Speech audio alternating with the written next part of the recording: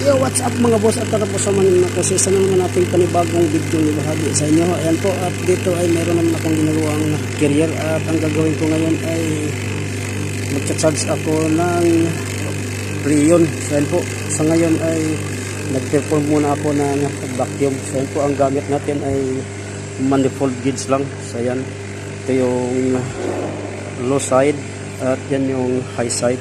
So ayan yung ating dalawang hose na low side at high side ay nakakabit doon sa fittings niya. Parang R12 lang ang fittings nito at hindi siya katulad ng 134A na may adapter. At ayan, sa ngayon ay gina-vacuum ko muna. Yan po yung gamit nating vacuum ay medyo may kalumaan na, pero good pa yung vacuum na yan. Ayan, dito lang tayo nakakabit sa kanyang fittings banda. Ito yung hose na papunta dito sa manifold gauge. Ayan. Then ang Freon pala